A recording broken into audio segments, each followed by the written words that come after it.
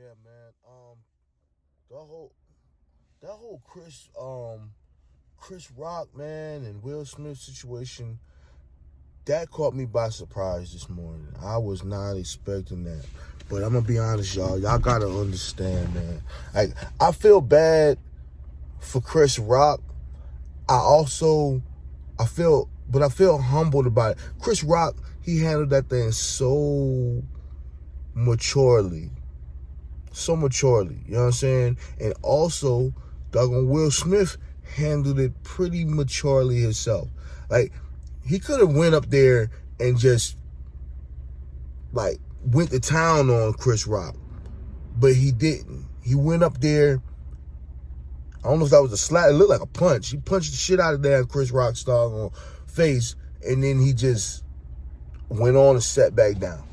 It was like, yo, keep my wife's name out your fucking mouth.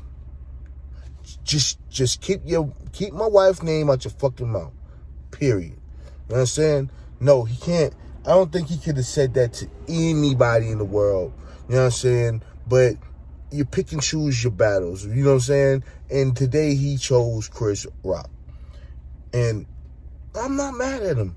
I remember seeing this happen in my lifetime with somebody that I know. He was with this girl. Now, this girl was a little easy, and she messed around with particularly a few people within the circle, you know? And he chose to stick with her. You know what I'm saying?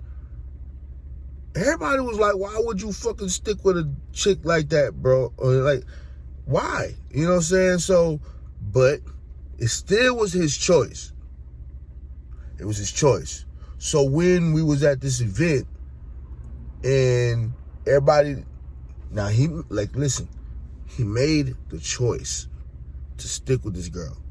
So if you make, it don't matter the history, because you made the choice to say that this is mine. So when you got at a cookout and stuff like that, and then people start talking and shit, and you stand there and you just let it happen. I mean, what can you really do? You know what I'm saying? I mean, yeah, the female put herself in that predicament, granted. But you chose to take this unpolished object and mold it into something for you. You know what I'm saying? Like, you chose that. So it comes with the package. You know what I'm saying? You have to protect your gold. I don't give a fuck how tarnished it is to someone else. If you chose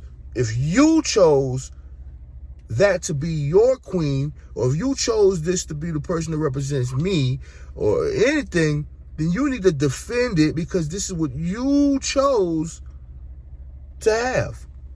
So when he let it slide, I looked at him like, bro, what the fuck is wrong with you? You know what I'm saying?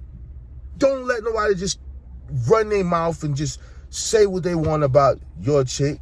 Nah, you either grab her and leave, or handle the situation, because she's still looking at you to be her protector. Regardless of whatever mistake she made, she's still looking at you to be her protector. And by you not protecting her from old circumstances that you chose to deal with, she's going to hold you accountable for it, because you're supposed to be her man and her protector. Regardless of whatever happened in the past, you chose to stick it out with this girl, so you have to choose to protect her. Will Smith slapped the shit out of Chris Rock because he chose to protect his wife. I don't see nothing wrong with that. Was it a good feeling? And then everybody was probably trying to say, man, shoot, how you gonna let somebody take you out of character? Our character gets tampered with constantly throughout the world. Like, here it is, you try to be a good person, try to be a good person, try to be a good person, try to be an outstanding man, try to be an outstanding husband, trying to be doggone the example, the light in this world, and people keep badgering and deflecting you and dropping you to a lower and lower conscious of yourself, and you just snap one day. So what? I don't give a damn if he snapped on damn Kamala Harris. I don't care who he snapped on. That's who he chose to snap on. Serial killer don't go around just saying, you know what? No, he's too big. They just pick and choose whoever the hell they want to pick, and that be the victim, you know? And it's unfortunate to the person that's the victim, but that's who he chose to be the victim. And I don't know if that's a good analogy or not, but that's what happens. Will Smith could have picked anybody, and they're like, oh, you know, it's so many speculations. I bet you he wouldn't have tried that with him, or I bet you would. It doesn't matter. He chose to lash out to somebody, and y'all gotta leave this man alone. The moment doggone Will Smith go off the doggone deep end, and y'all gonna be saying he ain't had to do that. The moment he don't do nothing and don't go off the deep end, they're gonna be like, well, why? How come Will not defend his woman? It's always gonna be speculations, and it's hard for a man to just know. How do you handle this? You're a man, but we don't have a rule book. You know what I'm saying? There's no rules or decision picking or choices. You have to make those choices on your own. And it's difficult sometimes to make the proper and right or accurate choice, you know? So I feel for Will Smith. I feel for the predicament that he was in. I also feel the understanding that Chris Rock had for Will Smith. Chris Rock had an understanding.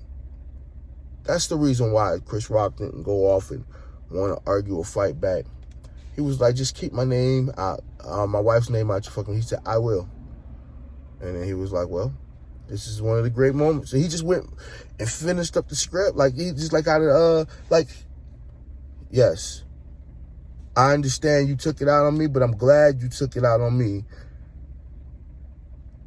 I'm glad you took it out on me and didn't do anything else stupid.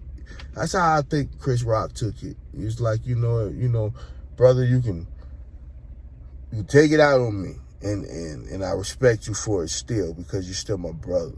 You know, you're still my bro. I love you anyway, Will. You know what I'm saying? Like, I feel you. You know what I'm saying? So, Chris Rock, man, salute to you, man, for having such humbleness about the whole situation. Such maturity. You can't buy that shit. You know what I'm saying? And that's black, man. You would have thought they would have went crazy out there. You know what I'm saying? You would have thought they would have just had a fucking all-out brawl. You know, it's like, nah. They handled it with grace and honor and respect and maturity. And I appreciate that from my black brothers. You know what? At the end of the day, they still alive. They're still breathing. They can still walk. They can still talk. They can still talk about it. They can still have conversations.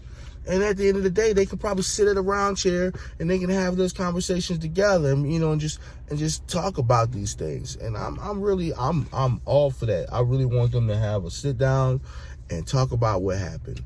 And that will be beautiful. That will be beautiful. So, anyway, I just wanted to say my 2 cents on that whole situation. It was crazy, but I understand it. Peace and love. Love your neighbors. Love your peoples, man. And just keep on doing what you're doing. This is June 2nd. Turn me up, June. Carolina Backyard. We in here. Peace.